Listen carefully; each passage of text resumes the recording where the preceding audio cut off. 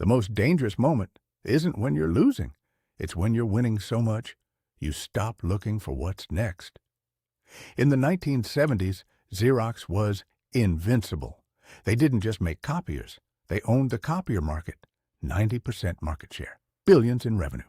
The word Xerox became synonymous with photocopying.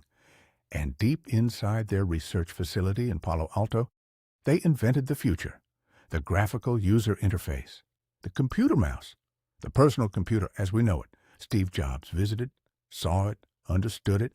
Apple made the Macintosh and became a trillion-dollar company. Meanwhile, Xerox, they let it slip away, not because they weren't smart, not because they didn't see it, but because they were too comfortable with what they already had.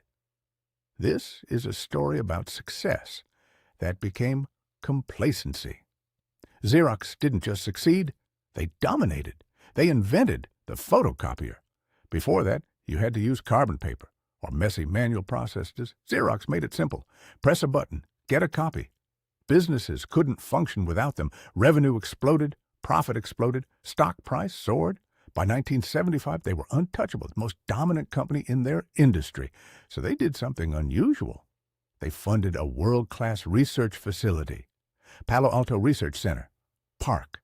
Let's invent the future, they said, and they did. In the 1970s and early 80s, PARC invented the graphical user interface, GUI, the computer mouse, the personal computer, Ethernet networking, object-oriented programming, not incremental improvements, revolutionary inventions, the building blocks of modern computing. Xerox executives saw what PARC created. They understood the potential, but they asked themselves a question. How does this help us sell more copiers? That was the trap. They couldn't see beyond their current business. The psychological trap, complacency. Here's what happened in their minds. Xerox's copier business was perfect, massive, profitable, predictable. Every quarter, more money. Every year, higher stock price. Now here's this new thing, a computer, a mouse, a different product category entirely. It had no market yet, no revenue stream, no proven demand, all downside risk. Xerox leadership thought, if we pursue this, we have to.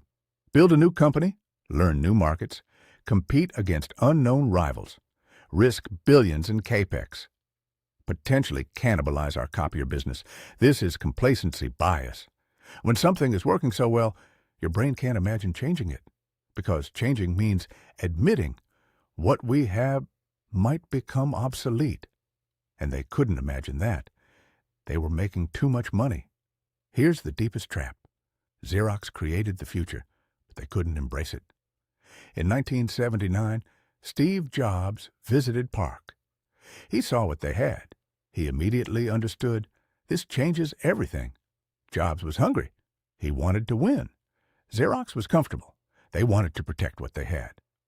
Apple released the Macintosh in 1984. Xerox released the Star computer. The Star was technically superior, better GUI, better graphics, better everything. But it cost $16,500. The Mac cost $2,500. The Mac sold millions.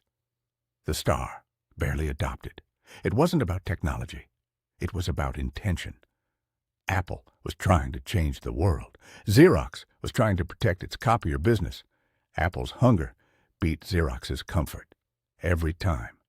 There's a parable about an eagle. When the eagle was young and hungry, it hunted ferociously. Every day, multiple kills, flying miles, testing winds, perfecting technique. Its hunting skills were extraordinary. Years passed. The eagle became the master of the sky. No other bird hunted like it. Predators feared it. Smaller birds kept distance. Its territory expanded. Prey became easy to find. Sometimes prey came to the eagle. The eagle barely had to hunt. One day the eagle looked at its mountain, its territory, its dominance, and thought, why should I hunt? I have everything I need. I'm the master here. The food will always come. So it stopped hunting. Years passed. The mountain changed. The prey migrated elsewhere. Younger eagles arrived. They hunted harder. They flew faster. They adapted. The old eagle's territory shrank. The abundant food disappeared. One day, a younger eagle challenged it. The old eagle tried to fight, but it hadn't hunted in years. Its strength had faded. Its skills had atrophied. It lost. The eagle didn't lose because it was old, D. It lost because it stopped doing what made it great. When you're winning is exactly when you have to keep hunting, not because you're hungry, but because hunger is the only thing that keeps you sharp. The moment you think you've won is the moment someone else wins. You've been in your field 15 years. You're respected. You're comfortable. You're making good money. New skills emerge, AI, new tools, different methods. You think, I've already made it. Why would I learn new things? I'm successful as I am. Then a younger person arrives. They learn the new things. They're hungrier. They're more valuable. Your comfortable position becomes less valuable each year. Not because you got worse, but because the world moved on. And you stopped hunting, or your skills, you learned to do something really well. 20 years of mastery. You're the expert. Then technology changes. Your skill becomes less valuable. You could learn the new thing, feel like a beginner, hunt again, or stay comfortable. Protect what you know.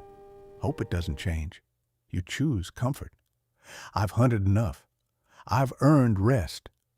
But the younger generation? They're hungry. They're learning. They're hunting. And they're taking the territory or your relationship years together. You're comfortable. You stop trying. You stop dating your partner. You stop surprising them. You stop being interesting. You think, I've already won their heart. Why keep hunting for their attention? But your partner is noticing. You're not engaged. You're not hunting for their love anymore. You're taking them for granted and somewhere else. Someone hungrier appears. Someone still hunting. And suddenly, your comfortable relationship is in danger. Not because you don't love them, but because you stopped fighting for them. Here's how to avoid Xerox's trap. Step 1. Assume your comfort is temporary.